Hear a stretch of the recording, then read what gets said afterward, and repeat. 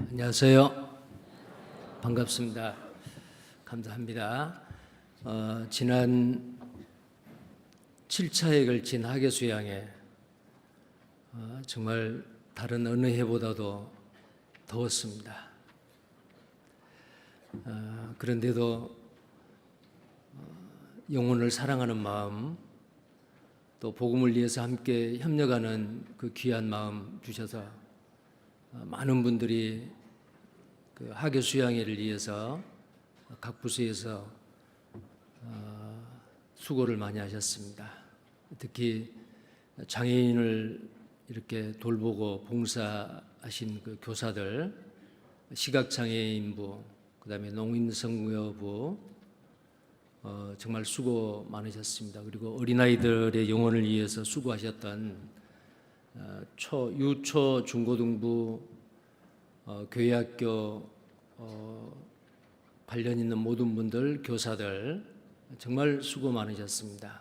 그리고 수양회 우리 차수에 주방에서 또 배식하고 조리를 하는 그 봉사 형제 자매님들, 그리고 새로운 영혼들을 모시고 와서 가슴 졸이고 애타했던 그 전도하셨던 그 모든 분들, 계속해서 말씀 선포되기 전에 찬양으로 하나님께 영광을 드리고 마음 문을 열게 하는 데 도움을 줬던 찬양대원들, 그 외에 여러 부서에서 수고하셨던 그 형제 자매님들 정말 감사합니다. 수고 많이 하셨습니다. 그 결과로 천하보다 귀한 새 영혼들이 많이 구원을 받고 하나님께 영광이 되고 우리에게도 큰 기쁨과 위로가 되었습니다.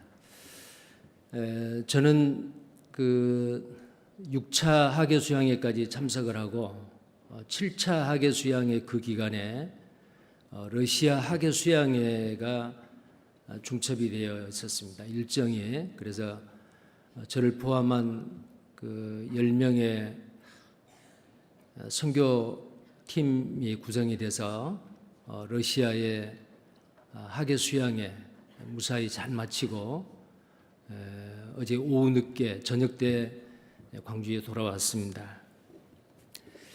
그 러시아 선교가 제일 처음 시작될 때 2001년도 1월 21일 날 러시아 선교를 시작을 했습니다.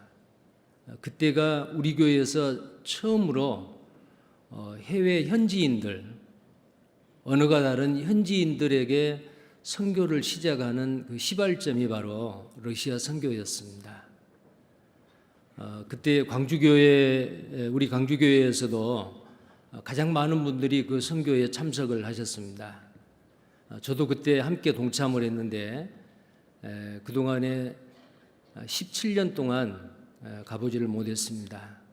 근데 굉장히 기대가 되고 궁금하고 또 기도하는 가운데서 이번 러시아 하계 수양회에 참석했습니다. 근데 그 러시아 하계 수양회에 총 5개, 지금 그 공식적인 교회가 5개 교회인데요. 모스크바, 상페테르부르크, 블라디카프카스, 뜨베리, 그 다음에 아바칸, 이 5개 교회 성도님들이 새로운 영혼들을 모시고 와서 하계 수양회를 했고요.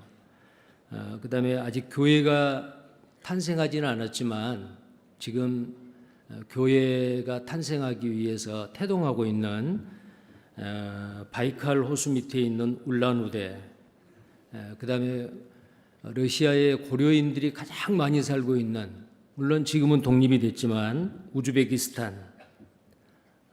우즈베키스탄의 수도 타시켄트에서 구원받은 한 자매님이 모스크바에서 그쪽으로 이사를 가서 이번에 8명이나 참석을 했습니다. 새로운 영혼을 3사람이나 모시고 오고, 그래서 앞으로 우즈베키스탄에 우리와 같은 동족인 고려인이 가장 많이 살고 있는 그곳에도 교회가 세워지기를 간절히 바라는 마음으로 이번 하계 수양에 관심을 가지고 지켜보고 추렸습니다.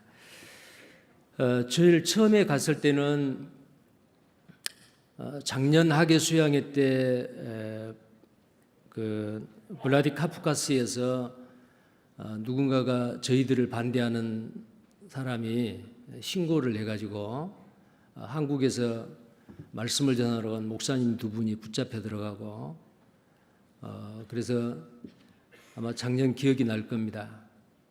카톡으로 전국 성도님들에게 기도 부탁을 했던 거. 그런데 다행스럽게 페널티 벌금만 물고 무사히 수양회의 말씀은 하지 못하고 현지 전도인이 그 러시아 분 그 목사님이 설교를 마무리하고 그냥 돌아왔던. 그래서 이번에 저희들이 이제 그런 일이 있고 난 다음에 갈 때에 굉장히 그 기도가 되고 부담이 됐습니다. 선교를 가야 되느냐, 포기해야 되느냐 그런 상황까지 있었는데 정말 많은 분들이 기도해 주신 덕분에 이번에 안전하게 끝까지 설교하고 침례식까지 하고 마지막 날까지 은혜스럽게 성공적으로 러시아 하계수양회를 잘 마치고 왔습니다. 정말 그 간절히 기도해 주시는 그것을 느낄 수가 있었습니다. 자, 수양회가 끝나고 가보기 힘드는 그 쌍페테르부르크 교회, 그 교회가 그동안에 많은 어려움이 있었는데 정리가 되고 확실하게 구원받은 형제 자매님들로만 지금 교제를 하고 전도를 하고 있습니다. 그래서 그 쌍페테르부르크 교회에 가서도 수요 집회를 하고 교제하고 그러고 돌아왔습니다. 나중에 그 선교에 대한 그 영상을 나중에 잠깐 좀 보여드리도록 그렇게 하겠습니다. 또 그동안 태풍이 왔다 갔죠. 솔릭이라는 태풍이 와서 우리가 어제 귀국하는 그날 만약에 솔릭이 한반도에 머물고 있으면은 비행기가 못 뜨겠다, 일정이 지연되겠다라는 그런 걱정도 했습니다. 그런데 저희들 귀국하는데 아무 지장 없도록 솔릭이 먼저 지나가고 안전하게 어제 귀국을 했습니다. 모든 것 하나님의 은혜이고 성도님들의 간절한 기도의 힘을 얻어서 무사히 이렇게 오게 된 것 참으로 감사를 드립니다. 함께 기도드리겠습니다. 우주 만물을 창조하시고 인간 역사를 다스리신 살아계신 하나님, 우리를 죄악 가운데서 구원해 주시는 것 감사합니다. 자격 없지만 오직 우리를 믿음으로 값없이 의롭다 하시고 영광스러운 하나님의 자녀 삼으셔서 이 땅에 남기시고 우리를 통해서 하나님의 그 거룩하신 뜻을 또 행하게 하신 것 감사합니다. 아직 우리에게 다 변화되지 못한 우리의 죄성이 있어 주님의 선하신 뜻대로 날마다 매 순간마다 순종하여 살지 못하는 경우도 있지만 날마다 말씀을 통해서 우리를 변화시켜 주시고 하나님의 거룩하신 뜻을 우리를 통해서 나타내 주신 것 감사합니다. 지난 7월부터 8월 7차에 걸친 하계수양회, 전국에 또 해외에서 많은 형제 자매님들이 참석하고 하나님이 예비해 놓으신 새로운 영혼들이 또 말씀을 듣고 구원을 받아 우리와 동일한 생명과 소망을 얻게 되었습니다. 이제 외인이 아니요 손도 아니요 하나님의 가족으로 또 형제 자매로 피차 뜨겁게 거짓없이 서로 사랑하며 하나님의 거룩하신 뜻을 함께 협력하여 할 수 있도록 우리를 성령의 사랑의 끈으로 묶어주시고 거룩하신 몸된 교회 가운데 꼭 있어야 될 지체로 우리를 연결해 주신 것 감사를 드립니다. 이를 위해서 수고하셨던 모든 그 손길 위에 하나님 영육간에 더 풍성한 은혜와 복을 더해 주시옵소서. 또 러시아 하계 수양회도 무사히 은혜스럽게 마치고 귀국하게 된 거 하나님 앞에 감사를 드립니다. 이제 또 우리의 남은 생에 이제 앞으로 있을 또 추계 수양회가 기다리고 있습니다. 특히 하계 수양회는 은장의 어르신들 참석하지 못하고 이제 추계 수양회를 기다리고 있습니다. 무엇보다도 전도할 그 영혼들 마음에 작정하고 기도하게 하시고 담대하게 그들에게 생명의 말씀 앞으로 인도할 수 있는 그 담대한 마음을 허락해 주시고 순종하게 해 주시기를 원합니다. 추계 수양에도 많은 영혼들이 구원받아 하나님께 영광이며 우리에게 큰 기쁨과 위로가 되게 해 주시기를 원합니다. 그리고 오늘 이 시간 이곳에 하계 수양회 때 또 새로이 구원을 받은 새로운 식구들이 이 자리에 와 계신 줄 압니다. 하나님 아버지, 이제 신앙생활의 시작입니다. 주님이 기뻐하시는 그 삶을 남은 생에 살게 하시고 또 우리와 동일하게 소망 없이 살았던 이 내용을 알지 못한, 복음의 내용을 알지 못한 또 다른 영혼들에게 생명의 말씀을 전함으로 그들의 영혼이 구원받는 놀라운 역사가 우리를 통해서 나타나게 해주시기를 원합니다. 그리고 새로 구원받은 그 영혼들 말씀을 공급받고 정말 그 신앙이 창성하게 성장할 수 있도록 하나님 도와주시고 또 그들을 통해서도 풍성한 과실로 하나님 앞에 영광 드리게 해주시기를 원합니다. 이 시간에 시종을 주 성령님께서 함께 하시고 하나님의 거룩하시고 온전하신 뜻을 우리 가운데 나타내 주시옵소서. 우리를 죄악 가운데서 구원해 주시고 변함없이 사랑하시는 우리 주 예수님 이름 받들어 감사하며 기도드리옵나이다. 아멘. 성경 말씀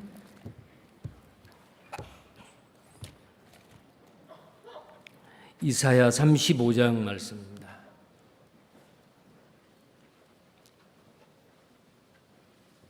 이사야 35장입니다.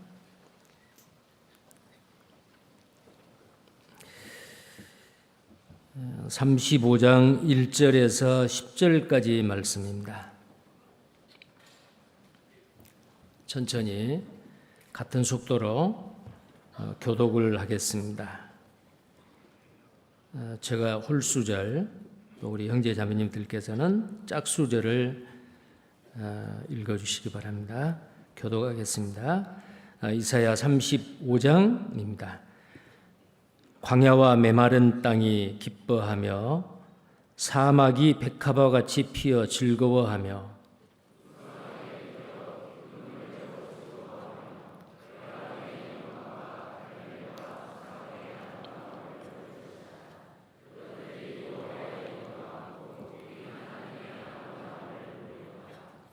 너희는 약한 손을 강하게 하여 주며 떨리는 무릎을 굳게 하여 주며 겁내는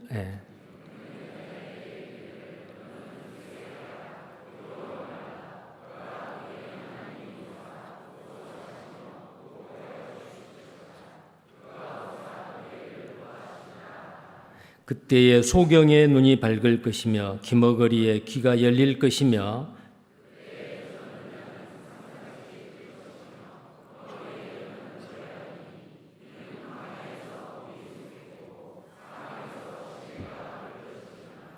뜨거운 사막이 변하여 못이 될 것이며 메마른 땅이 변하여 원천이 될 것이며 시랑이 눕던 곳에 풀과 갈대와 부들이 날 것이며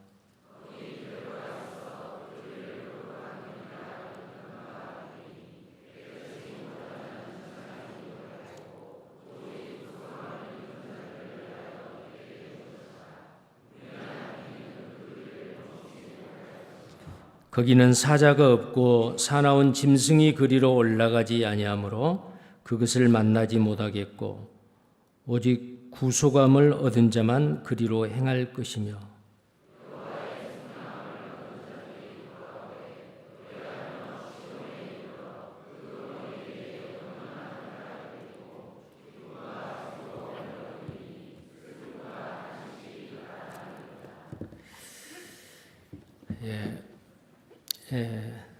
제가 기도하기 전에 잠깐 인사를 드렸듯이 러시아 선교 무사히 잘 다녀왔습니다.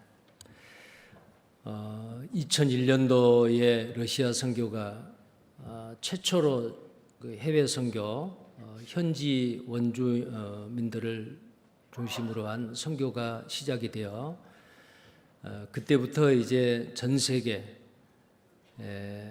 몽골, 중국, 그다음에 그 외에 여러 아프리카, 또 멕시코, 에콰도르, 그 외에 여러 다른 지역에 선교가 시작이 되었습니다.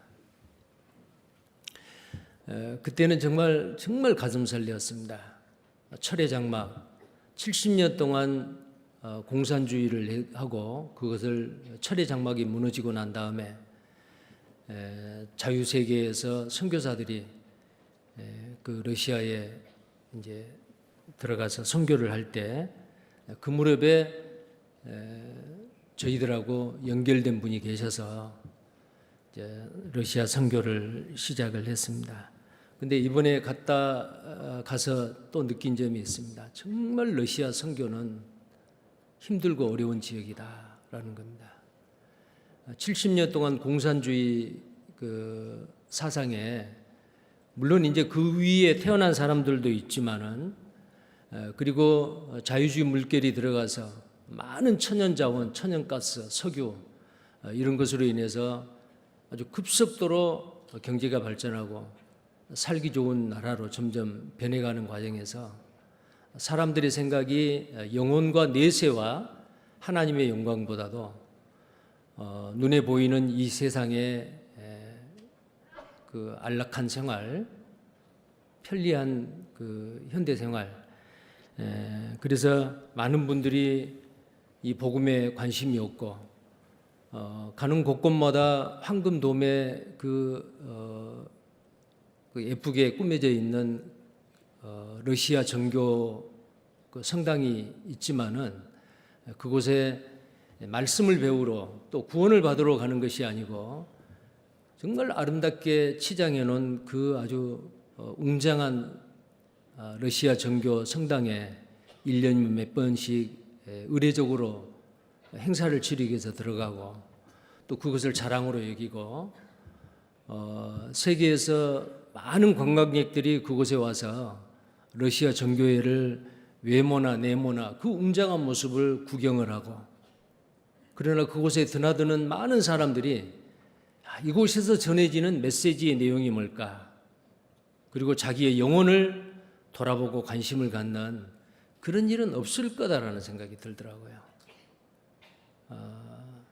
자, 그래서 지금 18년째이기 때문에 저는 참 그 궁금하고 기도가 되는 마음으로 이번 수양에 우리 선교팀들이 다 그런 마음으로 가셨을 겁니다.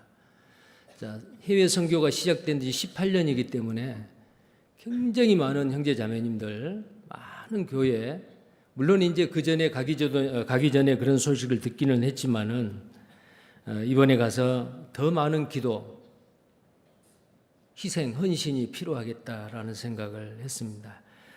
이번 러시아 학예 수양에 총 그 등록하고 참석하는 인원이 전체 207명이었습니다.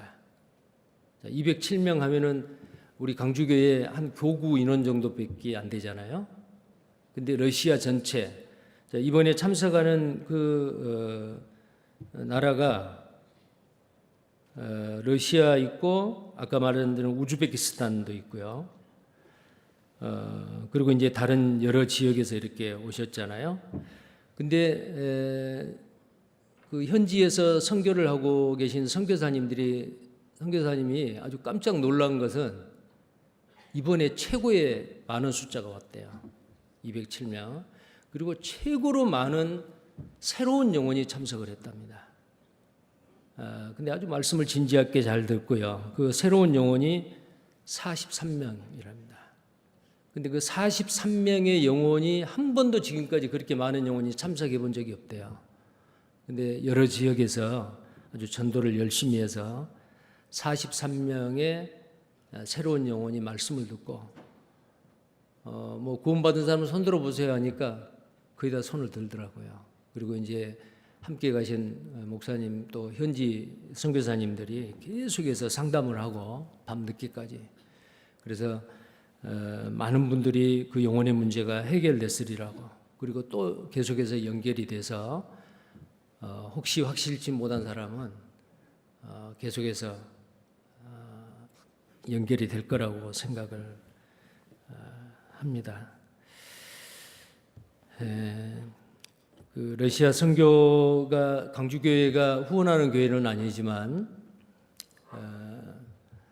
그 러시아 선교 특별한 그 해외 선교의 시작이 되는 그 지역입니다. 아까도 제가 말씀드렸지만 그때 강주교회에서 그 선교팀으로 가장 많은 러시아 선교를 제일 처음에 광주교회에서 가장 많은 분들이 가셨어요. 그래서 굉장히 궁금해하실 겁니다. 계속해서 주님 올 때까지 이 러시아의 인구는 약 1억 2천 정도 된다고 하는데요. 세계에서 땅은 제일 넓은 땅이고요. 이 러시아에도 활발하게 하나님의 지경이 넓혀질 수 있도록 계속해서 관심과 기도를 해주시면 고맙겠습니다. 그리고 그곳에 한국의 선교사님 두 분, 이돈철 목사님하고 세르게이 목사님 두 분이 한국 국적을 가진 분으로는 두 분이 선교를 하고 있고 나머지 분들은 이제 현지인들입니다. 어려운 가운데서도 외롭게 고군분투하고 있는 모습을 보고 왔습니다. 방송실 그 러시아 선교 짧은 영상인데요. 먼저 그걸 보고 나중에 끝나고 나서도 영상이 있기 때문에 먼저 보겠습니다. 보여주시기 바랍니다.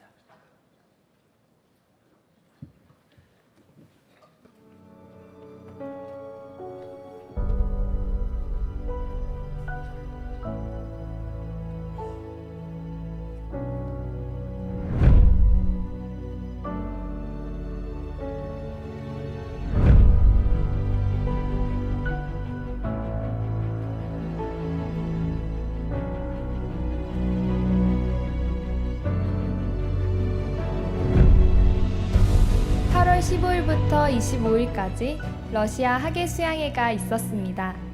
이번 수양회는 3박 4일 일정으로 5개의 러시아 교회가 참석하였고 작년보다 약 2배가 많은 인원인 총 208명이 참석하였습니다. 이상민 목사님과 박정욱 목사님께서 6번의 말씀을 전하셨고 모두의 질의응답 등으로 진행된 수양회 일정과 러시아 교회 신방이 있었습니다.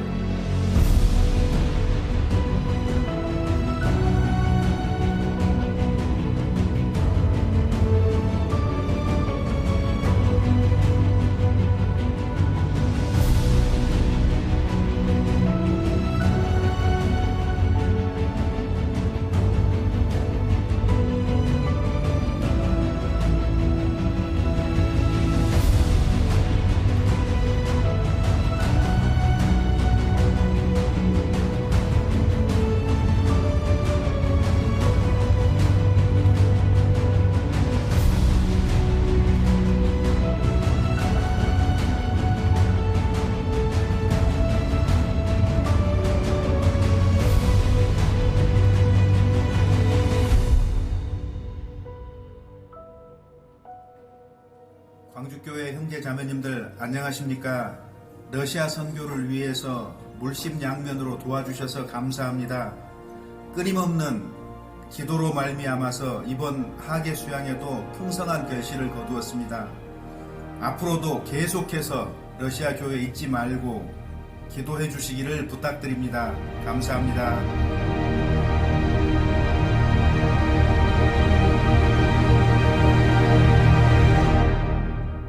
러시아의 복음이 활발히 전해지도록 기도 부탁드립니다.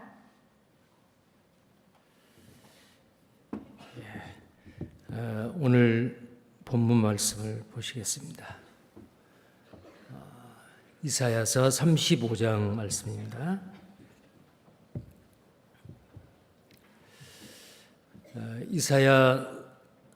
이사야서는 아주 중요한 구약 성경입니다.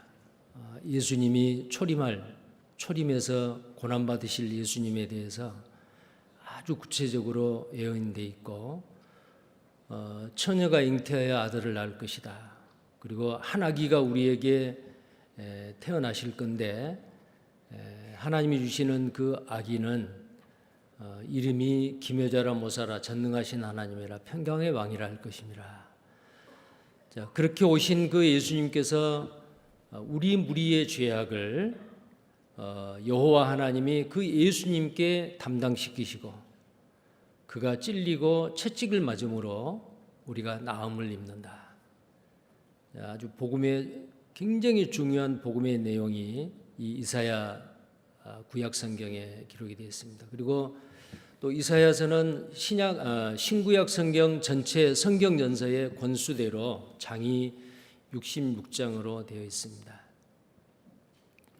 그리고 구약이 39권이듯이 1부, 2부 해서 1부, 2부, 3부까지 있는데 1부, 2부가 이사야 39장으로 끝나고 40장부터 66장까지 마지막 3부가 편집이 되어 있습니다.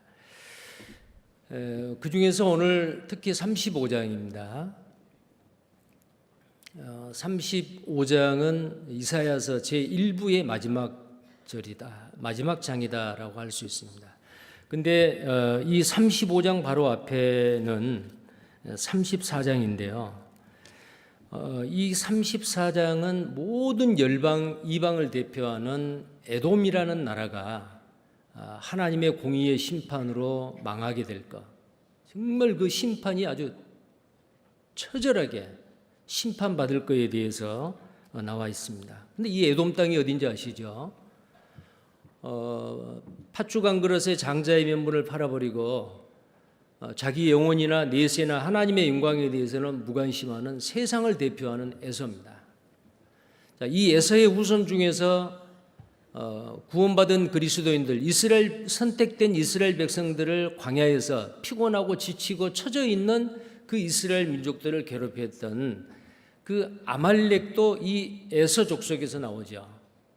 자, 그 에서 족속이 땅인 그 에돔 땅, 이 땅을 하나님이 철저하게 심판한다라는 것은 이것 또한 하나의 그림자이죠. 마지막 때 이 세상,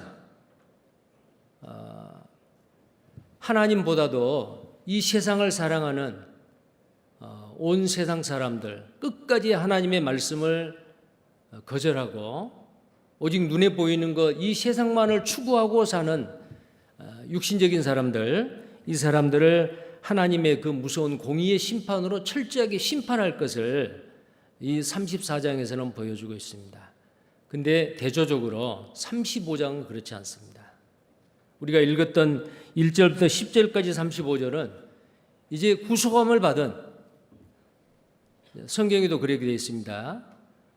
거룩한 그 길 대로를 가는데 누가 가느냐? 오직 구속함을 받는 사람만이 그 길을 걷는다. 그렇게 되어 있고요. 자, 그러니까 이 구속함을 받는다라는 것은 예수 그리스도의 보혈로 구원함을 받은 하나님의 백성들이죠. 그 하나님의 백성들이 이제 영적으로 육신적으로 구원이 완성될 때, 자, 우리의 구원은 아직 완성이 안 됐죠. 우리의 영혼은 구원은 받았지만 우리의 생활 구원은 이루어가는 과정이고 또 우리의 몸의 구원, 육체의 구원은 아직 이루어지지 않았잖아요. 자, 그래서 구원의 완성이다 그 말은 영혼 구원, 생활 구원, 그 다음에 몸의 구원까지 완전히 이루어져서 다시는 죄를 짓지 아니하고 인간의 모든 갈등과 슬픔, 죄, 그 모든 것이 전부 다 끝나버리는 그 이후에 새하늘과 새 땅에서의 영원한 천국 생활, 그것이 바로 구원의 완성이거든요. 자, 구원이 완성됐을 때에 어디에서 어떻게 사느냐, 그런 내용들이 여기에 있습니다. 자, 그러나 이 새하늘과 새 땅을 이야기를 하면서 3절, 4절은 그 중간에 끼어있는 두 절인데요. 완전한 구원이 이루어지기 전에 이 땅에서 사는 동안에 구원받은 그리스도인이 어디에 초점을 맞추고 어떤 일을 해야 되느냐라는 게 3절, 4절에 끼어 있습니다. 그 부분까지도 오늘 좀 보도록 하겠습니다. 35장 1절부터 보시겠습니다. 광야와 메마른 땅이 기뻐하며 사막이 백합화같이 피어 즐거워하며 무성하게 피어 기쁜 노래로 즐거워하며 레바논의 영광과 갈멜과 사론의 아름다움을 얻을 것이라. 그것들이 여호와의 영광 곧 우리 하나님의 아름다움을 보리로다. 그랬습니다. 여기 광야가 있고 메마른 땅이 있고 사막이 있습니다. 거의 비슷하지요? 광야에는 풀 한 폭이 살아있는 생명체는 없는 모래와 바위 자갈뿐인 정말 황막한 곳. 육신적으로 물질적으로 보면 그렇잖아요. 광야, 또 메마른 땅, 비가 오지 않는 땅, 생명체가 없는 곳, 그리고 사막, 가도 모래벌판인 물이 없는 곳, 생명체가 존재할 수 없는 곳. 그런데 이 광야와 메마른 땅과 사막, 삼중으로 중복을 했습니다. 강조하기 위해서 그랬겠죠. 광야와 메마른 땅과 사막이 어떻게 변하느냐? 백합화같이 피어서 즐거워하며 그랬습니다. 자, 이 백합화가 뭘까요? 이스라엘이 겨울이 지나고 봄이 되면은 이스라엘 전 산야에 빨간 백합화가 핍니다. 그리고 역대하 4장 5절에는 그 제사장들이 성막에 들어가기 전에 번제단에서 소나 양을 잡고 이제 그 성막에 들어가기 전에 물두멍에서 손을 씻고 하는 그곳이 있어요. 그걸 이제 소라고 하잖아요. 근데 가장자리에 백합화로 장식이 되어 있습니다. 이 백합화는 성막의 하나의 그 식양으로 하나님께서 모세에게 말을 했잖아요. 그래서 이 백합화는 거룩한 아름다움. 봄이 되면은 이스라엘 전 국토에 산이나 들에 피어 있는 야생화죠. 색깔이 빨갛습니다. 우리가 생각한 백합화하고는 다릅니다. 근데 이 백합화, 이것은 바로 거룩한 아름다움을 상징하는 거예요. 거룩한 아름다움입니다. 근데 놀랍게도 광야와 메마른 땅과 사막이 백합화같이 피어 즐거워한다 그랬어요. 백합화같이 된다. 자, 이걸 뭘 이야기할까요? 우리가 이 이사야 35장을 읽을 때는 한 세 가지로 생각을 해볼 수가 있습니다. 그러면은 이 성경이 그러면은 이언령 비언령이냐? 이렇게 해석하면 이렇게 해석할 수 있고 저렇게 해석하면 저렇게, 그렇지 않습니다. 자, 성경은 어떤 것에 보면은 어떤 애언의 말씀은, 이게 애언이거든요. 이 애언의 말씀은 복합적으로 딱 하나의 사건만 두고 하는 얘기가 아닙니다. 이새에 싹이 난다라든지 그 에레미야서에 나와 있는 어떤 그 예언도 어떤 곳은 똑같은 절에 예수님의 초림과 예수님의 재림을 동시에 예언하고 있는 경우가 있어요. 자, 이와 같이 복합적인 예언이 이렇게 중복이 되어 있는 경우가 있습니다. 이 35장 말씀도 마찬가지입니다. 자, 먼저는 이 35장의 이 예언의 말씀이 성취된 것은 이스라엘 사람들이 하나님 말씀에 불순종함으로 이방인의 몽둥이를 들어서 그들을 두들겨 패고 열방에 흩어버리게 하고 아니면 이웃 나라에 끌려가게 하고 포로 생활을 하다가 다시 돌아오고 회복이 되는 것. 그들이 쫓겨났던 그 땅은 완전히 황무지로 변해버렸다가 나중에 돌아올 때가 되면은 정말 에덴 동산과 같이 되리라. 에스겔서 36장 8절, 9절, 10절에 있는 말씀이나 에스겔 36장 34절 이하에 있는 말씀대로 이 땅이 전에는 황무하더니 이제 보니까 에덴 동산과 같이 되었다. 자, 이스라엘의 땅이 이렇게 회복될 것을 황무지, 메마른 땅, 광야, 메마른 땅, 사막이 백합화 같이 될 것이다라는 이겁니다. 자, 그러나 만약에 이 말씀이 오늘날 이스라엘이 회복된 것만으로만 본다라면은 아직 회복이 안 된 거예요. 이스라엘은 아직도 사막이 있습니다. 이스라엘 전국토가 전부 다 에덴 동산 같이 된 건 아니잖아요. 아무리 세월이 지나고 주님이 오실 때까지도 이스라엘 전국토가 다 에덴 동산 같이 된다? 그건 아니죠. 그리고 사막이 없어질 거다? 그것도 아니죠. 여기에서 말하는 이 사막이 변하여 에덴 동산과 같이 된다라는 지리적인 물질적인 이 예언이 성취될 것을 이야기할 뿐만 아니고 그보다도 중요한 것은 우리가 어떤 사람들이었습니까? 하나님의 은혜를 거절하고 하나님이 없는 삶, 내 마음을 정말 공중 권세 잡은 마귀가 지배하고 하나님을 등지고 곁길로 갔던 그런 죄악된 삶이 아니었습니까? 하나님의 은혜와고는 아주 동떨어진 삶, 그것이 바로 내 심령의 상태였습니다. 우리가 하나님을 알지 못했을 때, 구원받지 않았을 때는 광야와 같지 않았습니까? 메마른 땅이었죠. 우리의 심령이. 자, 그런데 어느 날 구원함을 받고 나서 이 메마른 심령이 하나님의 은혜가 풍성하고 성령 충만한 여기 나와 있는 백합화 같이 피어 즐거워하며 이렇게 변한 거예요.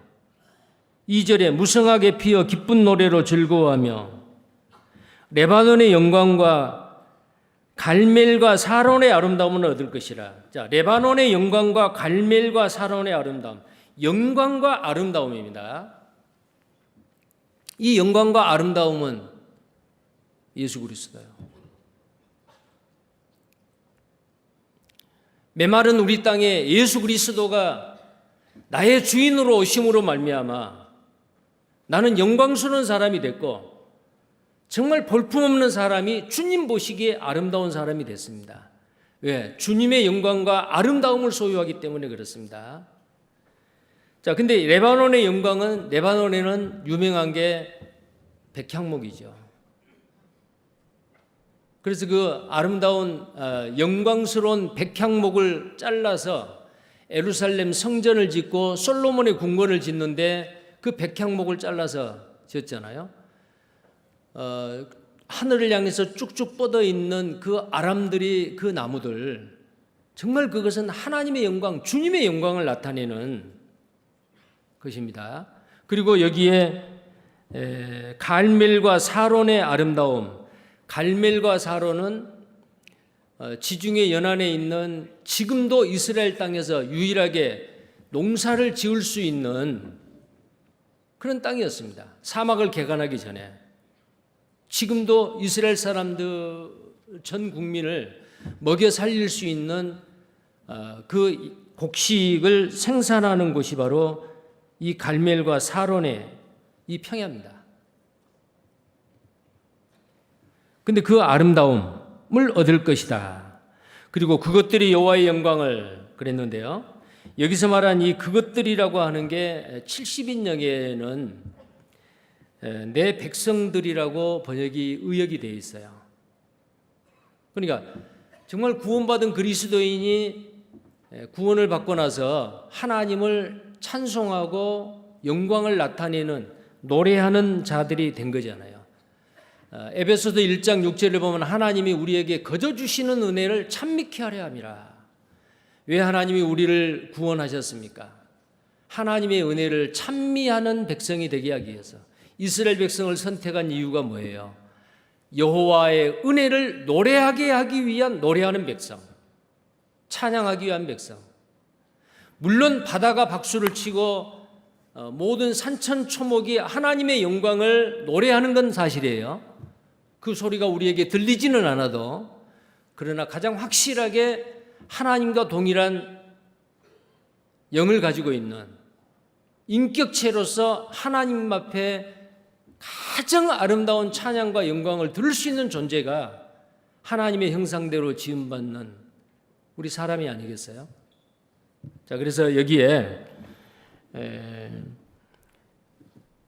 광야나 메마른 땅이나 사막이 이렇게 백합화 같이 변한다라는 것은 실제적으로 물질적으로 지리적으로 이스라엘 땅이 회복될 것을 이야기를 하지만 그 애언의 성취가 여기서 끝나는 것이 아니다.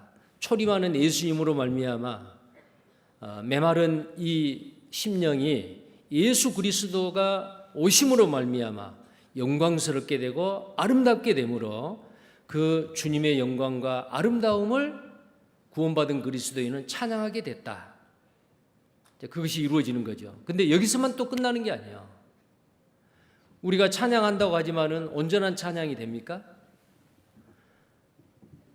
자, 우리가 솔직히 말해서 우리 강주교회 찬양대만큼 찬양대 아닌 사람들 찬양할 수 있어요? 못하죠. 그런데 걱정하지 마십시오. 새 하늘과 새 땅에서는 죄송합니다.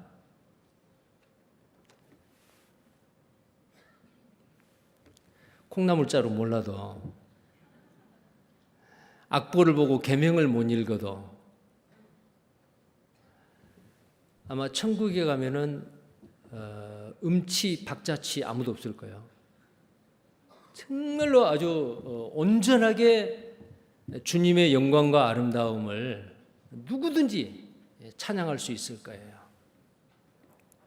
그것이 이루어지는 겁니다. 그래서 제가 아까 세 가지라 그랬잖아요. 이 성경 35장을 읽을 때에 지리적으로 그렇게 변할 것이고 예수 그리스도가 초림하셔서 십자가에 죽으시고 부활하심으로 성령의 역사로 우리 속에 내가 복음을 깨닫고 깨닫는 순간에 주님의 영이 내 속에 오심으로 인해서 메마른 내 심령이 아주 윤택하게 되는 것, 물이 없는 그것이 요한복음 4장이나 내가 주는 물을 마시는 자는 절대로 목마르지 아니하리라.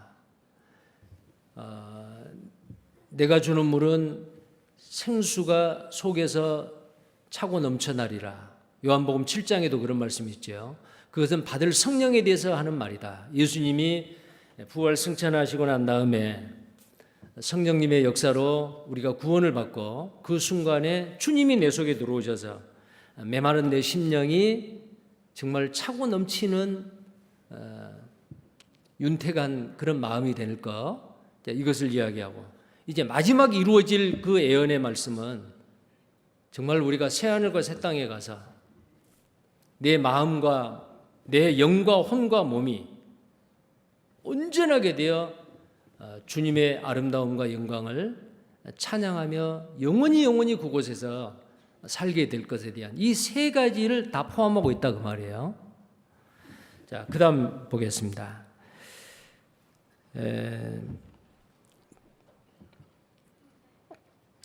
그러니까 절망했던 소망 없고 절망 가운데 슬픔 가운데 살았던 우리가 구원을 받고 난 이후에는 하나님의 은혜가 풍성하고 소망이 충만하는 그런 생활, 이것이 바로 1절에서 2절까지의 이 모습이다 그 말입니다.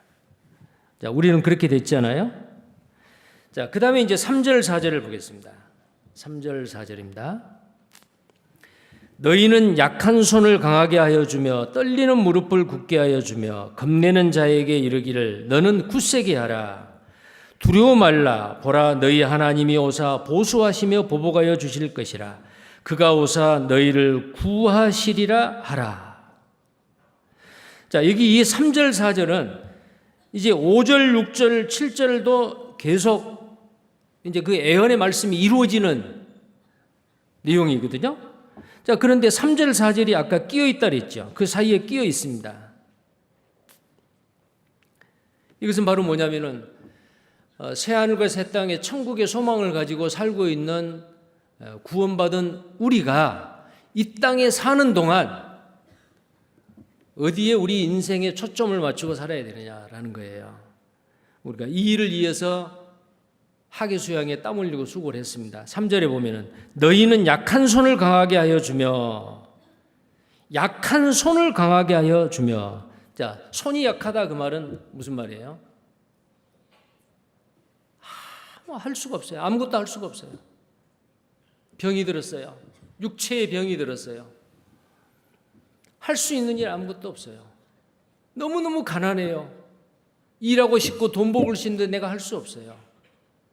사람과의 갈등 가운데 계속 오해만 증폭이 돼요. 내가 어떻게 나서서 할 수가 없어요. 이 땅에 사는 동안에 이 사람 저 사람에게 많은 상처를 받았어요. 속임을 당했어요. 내 인생을 어디서 보상을 해? 탄식을 하지요. 많은 분들이 그래요. 내 인생을 책으로 쓴다면은 이 강당 가득 있어도 다 못 쓸 것이요. 내같이 고생한 사람 나와보라세요. 고생 안 한 사람 또 누가 있겠어요? 여기에 있는 이 말씀, 약한 손을 강하게 하여 주며, 그 다음에 떨리는 무릎을 굳게 하여 주며. 자, 약한 손은 내가 아무것도 할 수 없다.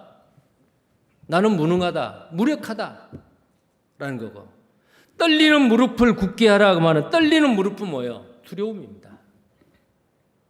죽음에 대한 두려움, 질병에 대한 두려움,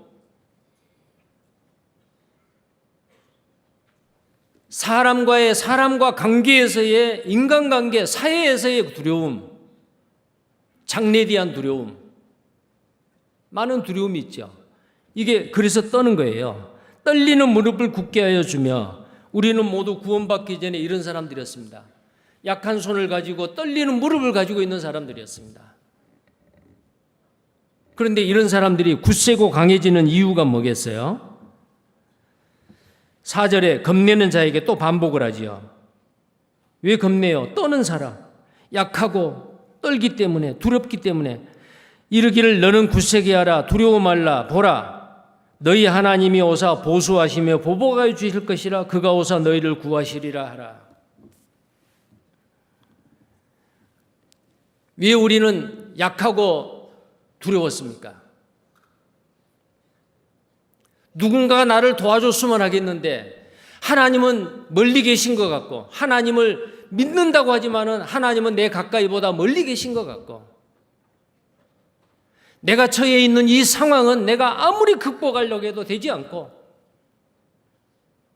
그런 상황이 있잖아요. 앞뒤가 꽉 막히고 절망 가운데 실망하고 슬퍼하는 그런 상황. 자, 그런데 그 이유가 뭐예요? 장래가 없어요. 약속이 없어요. 네가 지금 고생하고 지금 힘들지만은 조금만 참아. 얼마 후에는 역전될 거야. 그런 약속이 없어요. 막연한 기대요. 근데 구원받은 그리스도인은 어때요? 어떤 고난과 역경이 있다 할지라도, 이 땅에서 회복이 안 된다 할지라도, 눈물도 슬픔도 애통하는 것도 아픈 것도 다시 있지 아니하는 영원한 천국에서는 확실히 역전된다는 거 아시잖아요. 자, 그런데 세상 사람들은 그렇지 않습니다. 소망이 없습니다. 우리는 그 약속을 붙잡고 하나님을 의지하고 하나님을 의뢰함으로 말미암아 어떤 고난 가운데서도 넘어지지 아니하고 7번 넘어져도 8번 일어나는 7.8기의 욥기서에 있는 말씀대로 그런 자들이지요. 자, 그런데 우리 주변에는 이런 분들이 많이 계세요. 아직 구원받지 못한 그 사람들, 어딘가에 약한 부분이 있습니다. 공부를 많이 했어요. 지식은 있어요. 돈은 많아요. 그런데도 약한 부분이 있어요. 그래서 손이 떨어요. 그래서 약한 손이에요. 두렵기 때문에 무릎이 떨어요. 떨리는 무릎이에요. 그분들을 어떻게 해야 돼요? 겁내는 자에게 이르기를 무릎을 굳게 하여 주고 겁내는 자에게 이르기를 너는 굳세게 하라. 두려워 말라. 왜요? 어떻게 그렇게 할 수가 있을까요? 우리가 가진 약속, 우리가 가진 소망을 그들에게도 줘야 돼요. 우리 구원받은 하나님의 자녀들은 이 세상 누구보다도 강한 자들입니다. 그래서 로마서 15장 1절에 이렇게 말하고 있습니다. 로마서 15장 1절.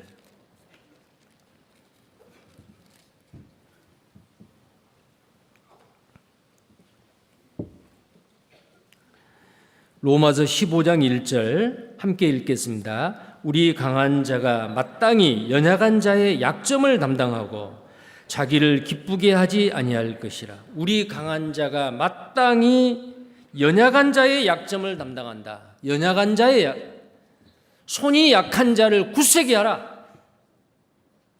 두려워하지 말라. 이렇게 해주라고 말이에요. 우리 강한 자가, 하나님은 강하신 분입니다. 주님은 강하신 분입니다. 내가 세상 끝날까지 내가 너희와 함께 하리라. 내가 너희를 붙잡아 주리라. 자, 이사야 다시 봅니다. 26장.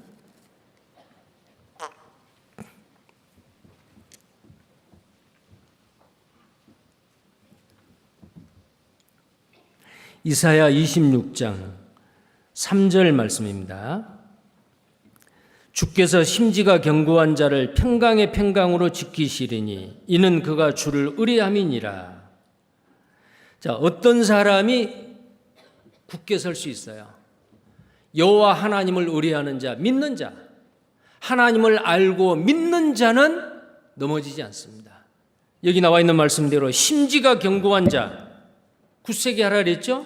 심지를 견고하게 해줘야 돼요. 왜 심지가 견고하고 굳지요? 하나님의 말씀을 알고 여호와 하나님을 의뢰하는 사람은 견고하게 됩니다. 평강의 평강으로 지키시리니 이는 그가 주를 의뢰함이니라. 자, 우리가 그 벽에다가 아주 얇은 화선지라든지 아주 얇은 무슨 종이를 벽에다가 풀칠해가지고 딱 붙여놓는다고 합시다. 벽에 붙여놓지 아니하고 그냥 들고 이렇게 손가락으로 찌르면 어때요? 그 얇은 종이는 구멍이 나겠죠. 찢으면 찢어지죠. 근데 벽에다가 붙여놓으면요, 아무리 손가락으로 막대기로 찔러도 그 종이는 찢어지지 않지요. 왜요? 종이가 튼튼해서가 아니고 받치고 있는 그 벽이 튼튼해서 그러잖아요. 손이 약하고 다리가 떨리는 사람, 여호와 하나님을 의뢰하도록 그를 말씀 앞으로 인도하면은 그는 약한 자가 강하게 되고 두려워하고 떤 자가 견고하게 되는 거예요. 이게 뭐예요? 전도지요. 이보다 더 중요한 일이 어디가 있겠어요?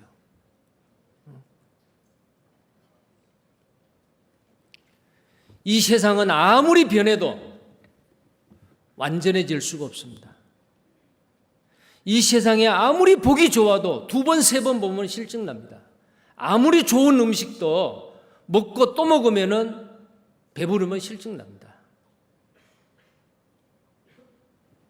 그러나 광야나 메마른 땅이나 사막이 백합화 같이 되고 그 영광과 아름다움을 노래하게 될 때 그 천국은 어때요? 절대로 실증나지 않는 것.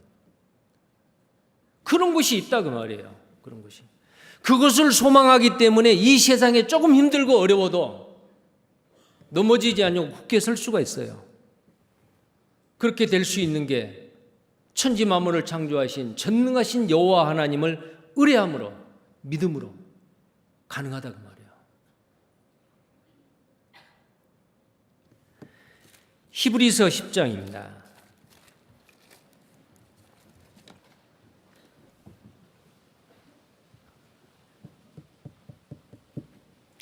히브리서 10장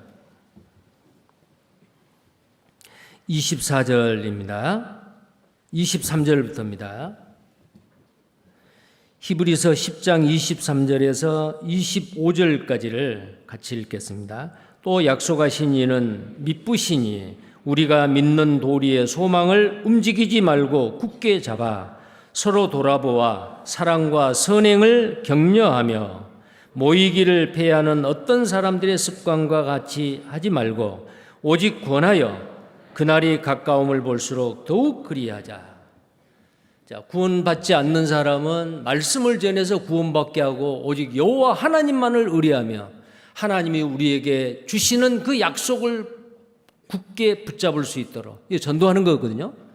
근데 여기 히브리서 10장 23절에서 25절까지는 구원을 받았다고는 하지만은 믿음에 굳게 서지 못하는, 고린도전서 3장에 나와 있는 단단한 음식을 먹지 못하고 저주로나 먹일 사람들, 그런 사람들을 육신에 속한 자다 그렇게 돼 있어요. 구원을 받기는 받았는데 성장하지 못하고 세상 풍조에 이리 밀리고 저리 밀릴 수 있고 쉽게 감정이 기복이 심하고 그런 사람이 있을 수 있죠. 아직 믿음이 약해요. 그런 사람 어떻게 해야 돼요? 구원을 받기는 받았는데 교제도 잘 안 나오시려고 그러고 이런 분들 계시죠.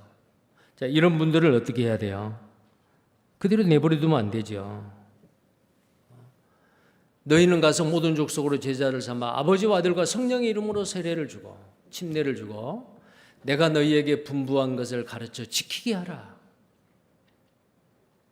앞에 부분은 전도고 뒤에 부분은 양육이잖아요. 구원받는 것으로 끝나는 게 아닙니다. 우리는 학예 수양회 때 많은 영혼들이 새로이 구원을 받았습니다. 그분들 그대로 내버려 두면은 성장하지 못하고 세상으로 또 가버릴 수가 있어요. 교제에 안 나오시면은 오늘 이런 모임이 있습니다.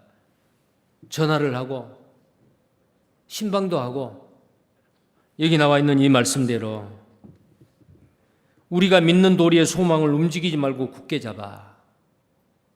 우리는 그 하나님이 우리에게 약속해 주신 흔들리지 않은 소망이 있지 않습니까?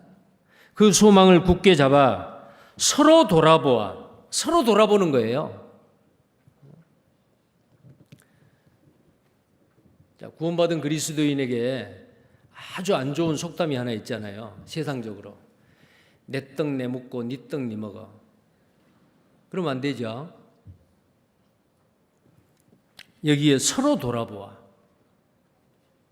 우리 강한 자가 약한 자의 약점을 담당하며 내 주변에 믿음이 약한 자, 그대로 놔두면 세상으로 떠밀려 갈 수 있는 그 약한 자,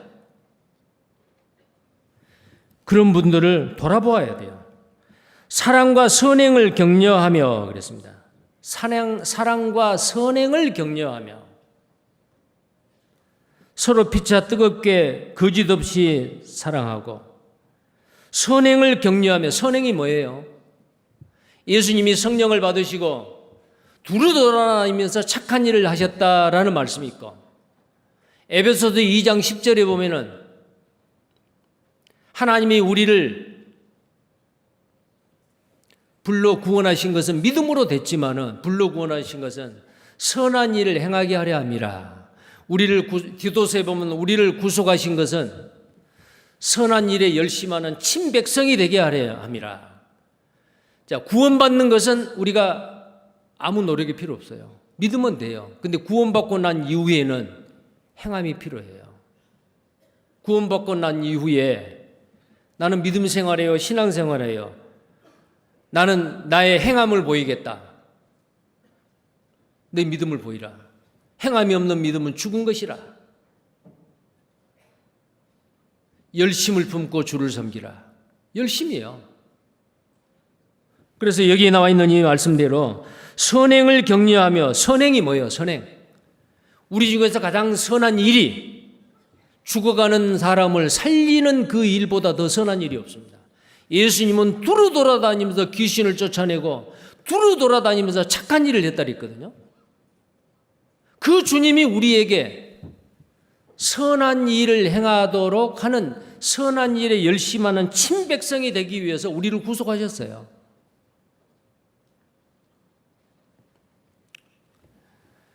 썩을 양식을 위해 일하지 말고 썩지 않을 양식을 위하여서 일하라.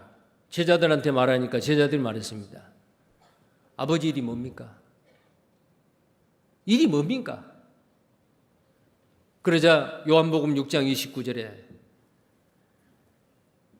아버지를 믿는 일이 바로 아버지의 일이다 그랬어요. 그의 보내신 자를 믿는 일이 바로 아버지의 일이다. 믿는 일 말이요. 우리는 그 일을 했어요. 우리는 그 일을 하고 구원을 받았어요. 그 일이 뭐예요? 믿는 일이라니까요. 주여 주여 하는 자마다 다 천국 갈 것이 아니라 하나님 나라에 들어갈 것이 아니요 아버지의 뜻대로 행하는 자라에 들어가라. 행하는 자가 들어간다고 했죠. 아버지의 뜻을 행하는 자. 그 아버지의 뜻이 뭐예요? 요한복음 6장 40절에 내 아버지의 뜻은 이것이니 아들을 보고 믿는 자마다 영생을 얻는 이것이라.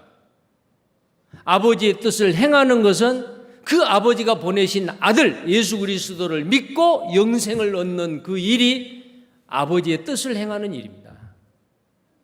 우리는 그 일을 했어요 이미. 자, 그러면 다른 사람으로 하여금 선한 일을 행하도록 한다.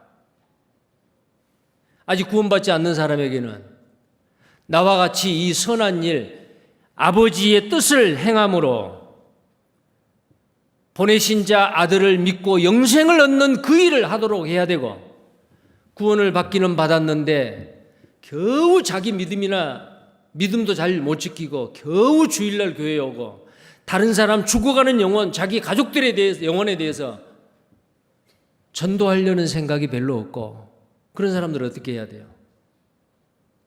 선한 일을 할 수 있도록 부추겨야 돼요. 그래서 그 약한 사람이 자기 가족한테 전도하려면 같이 가주고 말씀을 같이 들어주고, 그런 일을 우리 강주교회 형제자매님들 참 잘하시잖아요. 정말 잘하십니다. 자, 그래서 여기에 선행을 격려하며 그랬습니다. 25절 히브리서 10장 25절입니다. 모이기를 폐하는 어떤 사람들의 습관과 같이 하지 말고 오직 권하여 그날이 가까움을 볼수록 더욱 그리하라. 모이기를 폐하는 어떤 사람들의 습관. 이 모이기를 폐한다고 말이 무슨 말이야? 모임에 잘 안 갈라래요. 오늘 이 시간 주일날 이 자리에서 이렇게 모여서 찬송하고 말씀을 배우고 또 하나님 앞에 서원하고 다짐하고 그러잖아요. 근데 이런 모임에 참석하는 것을 별로 즐거워하지 않고 기뻐하지 않는다. 형제 자매님들이 함께 모여서 간증하고 서로 발을 씻기는 그 자리에 함께 하기를 원하지 않는다. 이게 모이기를 피하는 사람들이요. 나와 함께 모으지 아니하는 자는, 마태복음 12장 30절에 나와 함께 모으지 않은 자는 나를 반대하는 자다. 어떤 모임이든지 구원받은 그리스도인이 모이는 그 자리에는 주님이 함께 하십니다. 두세 사람이 내 이름으로 모이는 것에 내와 함께 하리라. 두세 사람입니다. 그게 교회지요. 구원받은 그리스도인 두세 사람이 공식적으로 모인다고 합시다. 구역 모임, 조모임, 모두의 수요 모임, 주일 말씀 모이지요. 근데 그 모임 참석하는 것을, 그 모임에 함께하는 것을 별로 좋아하지 않아요. 혹시 그런 사람이 있다면 믿음이 약한 사람 아니겠어요? 자, 그런 사람들 어떻게 해야 돼요? 모이기를 피하는 어떤 사람들의 습관과 같이 하지 말고 오직 권하여 그날이 가까움을 볼수록 더욱 그리하자. 그날이 가까움을 볼수록, 그날이 뭐예요? 주님 오실 날이 가까움을 볼수록 더욱 모이기를 더 힘쓰라 그 말이요.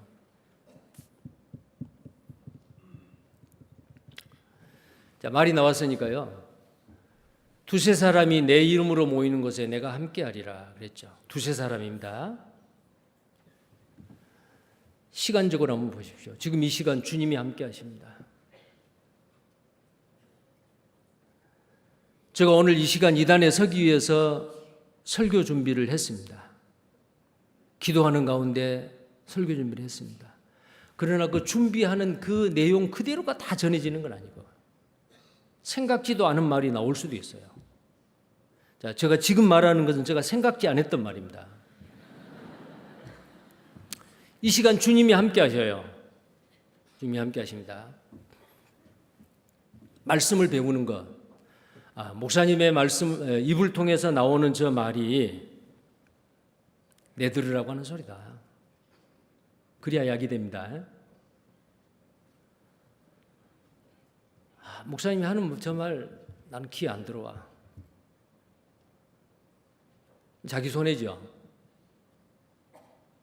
이 말이 사람의 말로 받으면 안 됩니다. 하나님이 사람의 입술을 통해서 나가는 하나님의 말씀이다. 이 성경을 기록하는 선지자들 다 사람이었죠.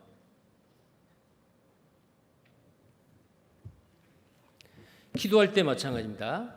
하나님 앞에 기도합니다. 모든 사람이 다 이렇게 묵상 기도하셨죠. 여기 들어오셔서. 예, 하나님이 다 들으셨습니다. 소리 내지 않아도 다 들으셨습니다. 자, 설교 마치고 기도합니다. 우리 기도합시다. 기도합니다. 그 기도 끝에 아멘 그러지요. 예. 우리를 대표해서 저 설교자가 하는 저 기도 하나님 받으십시오. 저 기도 맞습니다. 네, 그렇게 살렵니다. 그렇게 해 주십시오. 그거잖아요. 자, 그런데 기도하는 중에 밖에 나간 사람 어떤 사람일까요? 예, 설교 말씀 들었으니까 하나님 앞에 기도하는 거 나는 기도 안 해도 돼요.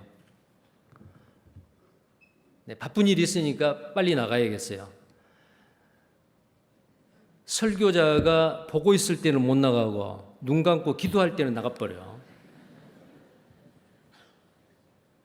하나님을 속이는 거고 자신을 속이는 겁니다.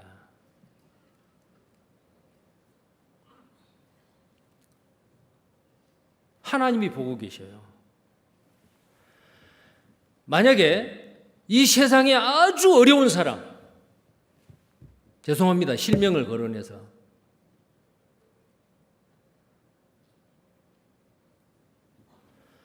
우리나라 대통령이 여기 와가지고 뭐 했다고 합시다. 근데 어려운 사람들이 뒤에 쫙 서 있고, 경호원들이 서 있고, 근데 아주 중요한 무슨 말을 한다고 합시다. 근데 말하는 도중에 나가버렸다. 많은 사람이 이상하게 생각하겠죠. 아주 어려운 사람 말이에요. 자, 사람들 가운데서 어려운 사람이 있죠. 예를 들어서 어른들 같으면 사둔간이라든지 뭐 좀 어려운 사람들 있잖아요. 아니면은 내 직장의 가장 최고의 높은 사람이라든지 그 사람이 뭐 회의 중이다, 무슨 뭘 말하고 있는데 나가버렸다. 문제가 되지요. 근데 그보다 더 높은 분, 하나님 앞에 기도를 드리고 있는데 나가버렸다. 죄송합니다. 우리가 하나님을 경외한다 그 말은 무슨 말이에요? 하나님을 두려워하고 존경한다는 말이에요. 하나님께 기도드리는 순간에 나는 기도 안 드리라고 슬쩍 일어나서 밖에 나가보는 것은 하나님을 존경하지 않는 겁니다. 나를 존경하는 자를 내가 존중히 여기고 나를 멸시하는 자를 내가 멸시하리라. 대표 기도 중에 나가는 것은 하나님을 멸시하는 겁니다. 자, 오늘부터 나간 사람 안 계시겠네요. 나가지 마세요. 좀 늦게 나가더라도 뭐 별로 큰 문제 있지 않을 거예요. 다 기도 마치고 광고까지 듣고 나가세요.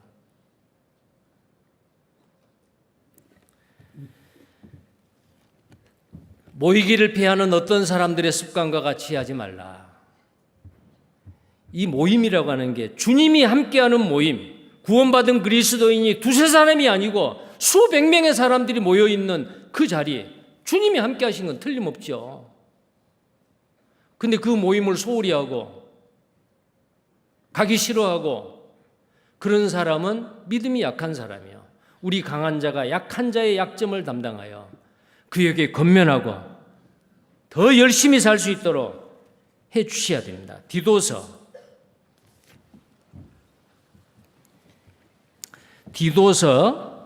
3장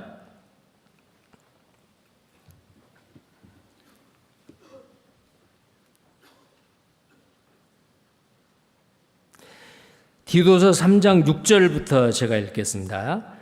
우리로 저의 은혜를 힘입어 의롭다 힘을 얻어 영생의 소망을 따라 후사가 되게 하려 하심이라.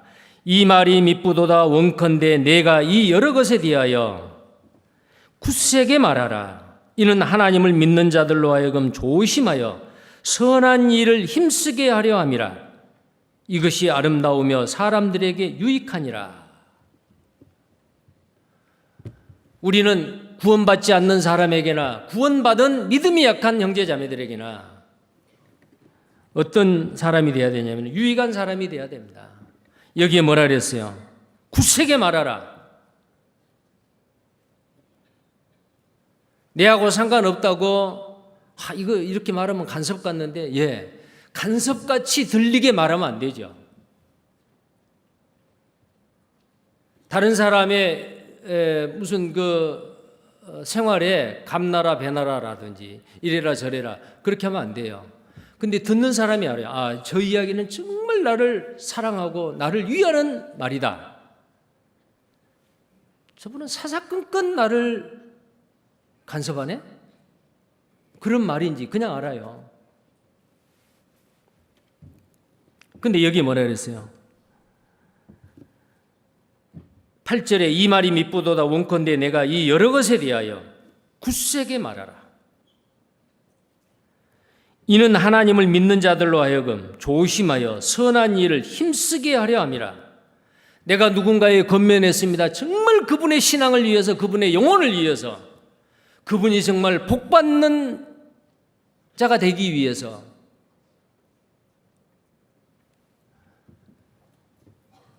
이런 사람들은 어때요?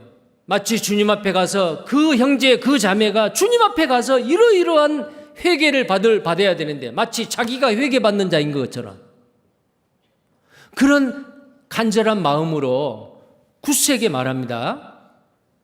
감정 안 사게. 자, 그랬는데 그렇게 교제를 해줬더니 그 사람이 선한 일을 힘쓰게 됐다. 모임에도 잘 나오게 되고 가족에게 전도하게도 되고 믿음이 무럭무럭 자랐다. 자, 이런 일은 이것은 아름다우며 사람에게 유익하니라. 정말 아름다운 일이에요. 잠언 31장에 보면 고운 것도 아름다운 것도 헛되고 거짓되다 그랬죠. 이 세상에 아름다운 거 꽃도 아름답고 활짝 웃는 얼굴도 아름답고 아름다운 거 많아요. 그러나 사람 보기 아름답지만 하나님 보시기 아름다운 게 뭐예요? 이런 거라니까요. 굳세게 말하라.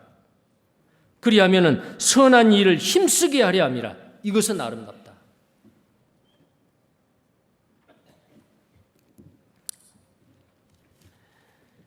자, 다시 본문을 보시겠습니다. 이사야서 35장.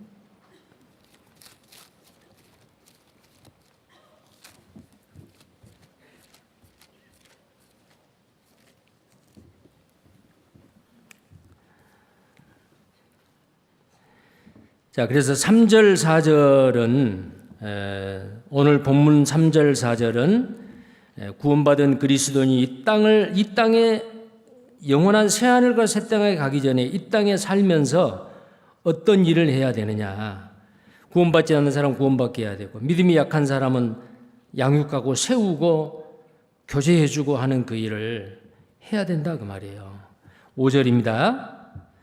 그때의 소경의 눈이 밝을 것이며 귀머거리의 귀가 열릴 것이며 그때의 저는 자는 사슴같이 뛸 것이며 벙어리의 여는 노래하리니 이는 광야에서 물이 솟겠고 사막에서 시내가 흐를 것임이라. 뜨거운 사막이 변하여 못이 될 것이며 메마른 땅이 변하여 원천이 될 것이며 실랑에 눕던 곳에 풀과 갈대와 부들이 날 것이며.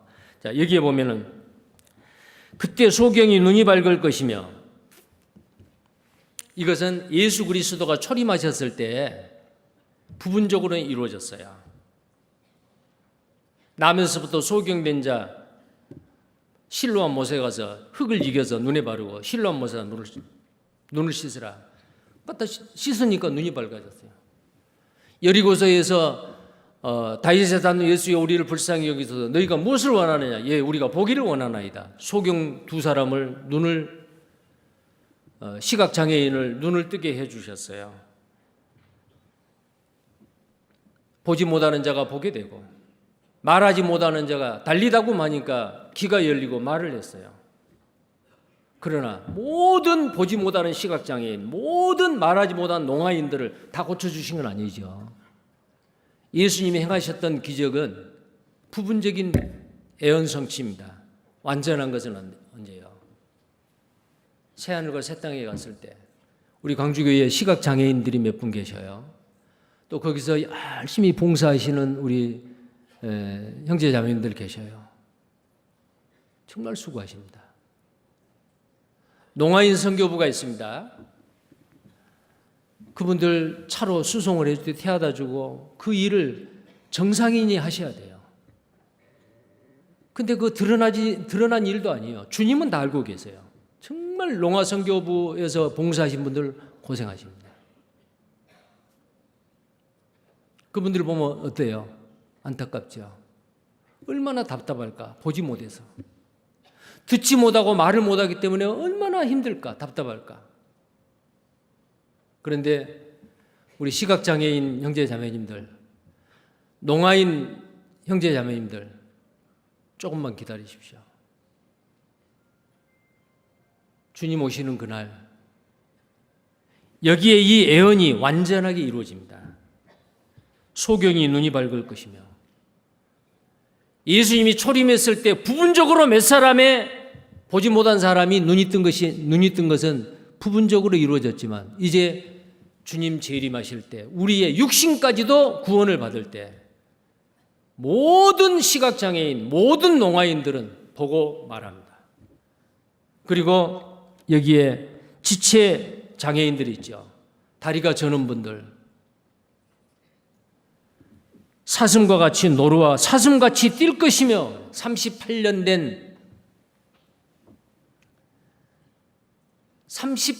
된 그 환자가 있었잖아요.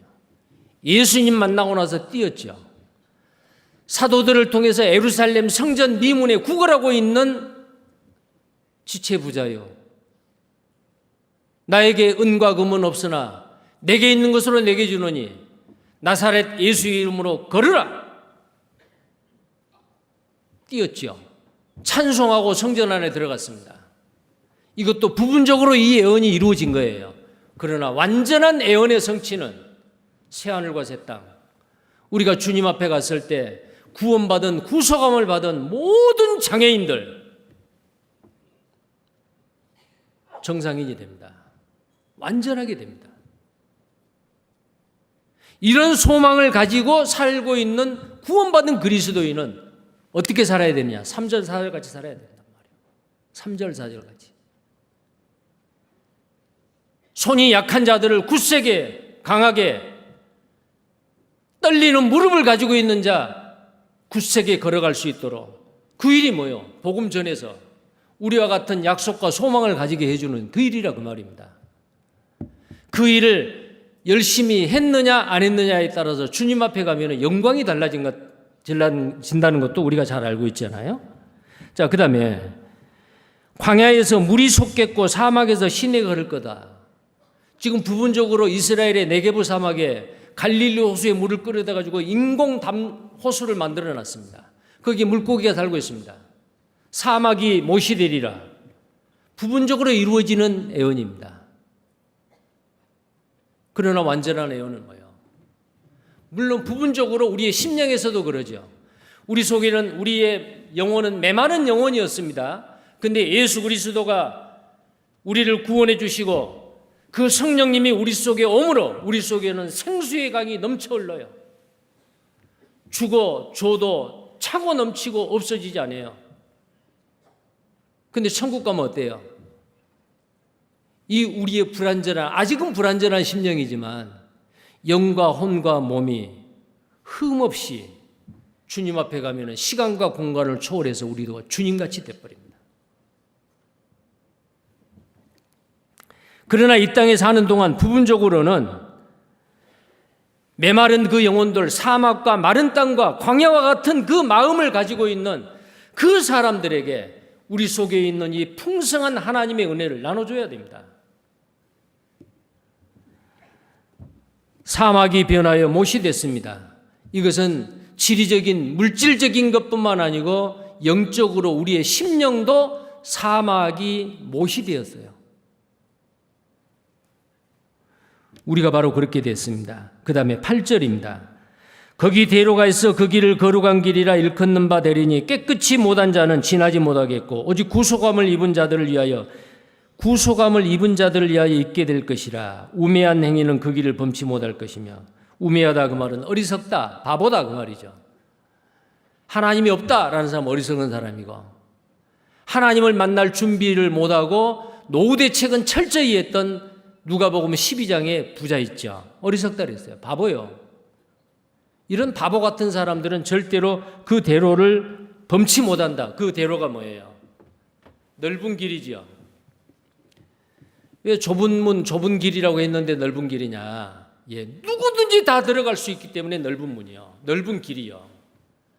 왜 좁은 문이요? 예, 천국은 아무리 가족이 구원받은 사람이 있어도 개인적으로 그 믿음을 고백하고 믿어야 돼요. 혼자 가야 되는 그 길. 그래서 좁은 길이요. 여기에 말한 이 넓은 대로다 그 말은 큰 길이라 그 말이요. 사막에 길이 놓였다. 사막에 길이 없어요. 길을 놓을 수도 없어요. 바람이 한번 불면 길이 다 덮여버려요. 근데 어떻게 사막에 길을 놓습니까? 근데 불가능한 그 일을 우리 주님께서 오셔서 사막에 길을 놓았습니다. 그 길은 나는 길이요 진리요 생명이라 나로 말미암지 않고는 아버지께로 올 자가 없다. 요한복음 14장 6절에 예수님의 길. 십자가에서 죽을 때 다 이뤘다 가셨을 때 성막과 지성소의 휘장이 위에서부터 쫙 갈라졌죠. 우리가 천국에 바로 들어갈 수 있는 길을 터놨습니다. 휘장은 바로 산 길이요. 휘장이 찢어지고 바로 갈 수 있도록. 그 길은 누가 가요?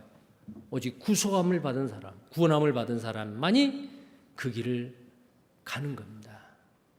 근데 그 길을 가는 사람은 어떻게 해야 돼요?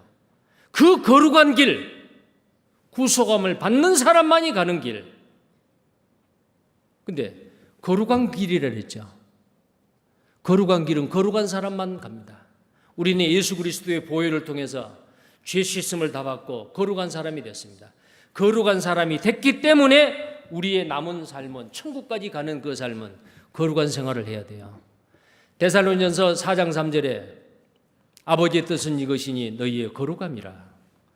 이스라엘 백성들에게 내가 너희를 불러 택한 것은 거룩하게 하기 위함이라. 베드로전서 1장 15절에 우리를 구속하신 것은 아버지가 거룩함 같이 우리도 거룩하게 하기 위함이라. 이 회중 안에 이 거룩한 무리 가운데 습관적으로 죄를 짓는다든지 형제자매 몰래 하나님 몰래 죄를 짓고 살면 안 되죠. 이스라엘 백성이 가나안 땅에 들어가 가지고 아이성을 공략을 할 때에 아간이라는 사람이 몰래 금덩어리 외투를 훔쳐가지고 장막에 숨겨놨죠. 아이성에 들어갔을 때 36명의 유대인이 죽어버렸어요. 옷을 찢고 하나님께 기도했죠. 너희 중에 숨은 죄가 있느니라. 숨겨진 죄. 제비를 뽑으니까 유다 지파의 아간이 뽑혔습니다. 하나님 앞에 죄를 지었어요. 회중 가운데 깨끗이 못하면은 절대로 나가지 못해요. 우리가 신앙생활하는 것, 전도하는 것은 싸움입니다. 영적인 싸움이에요. 마귀의 그 아가리 속에 들어있는 그 영을 끄집어내는 거예요. 그게 전도잖아요. 근데 너희 중에 죄가 있다. 아이성에서 36명이 죽어버렸다니까요. 너희 중에 있는 더러운 것을 집어내라. 제비 뽑아가지고 아간이 딱 뽑혔습니다. 고백했죠. 아간과 그의 가족들, 처자식들 전부 다 아골골짜기로 끌고 가가지고 돌로 쳐 죽여버렸어요. 그리고 나서 아이성을 공격을 합니다. 승리했어요.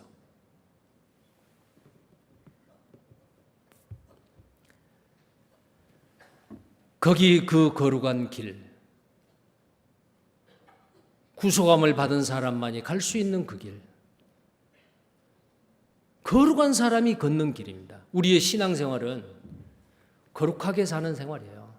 거룩하게.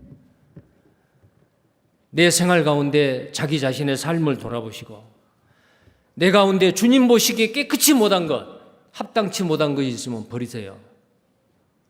그래야 복을 받습니다. 기도하겠습니다.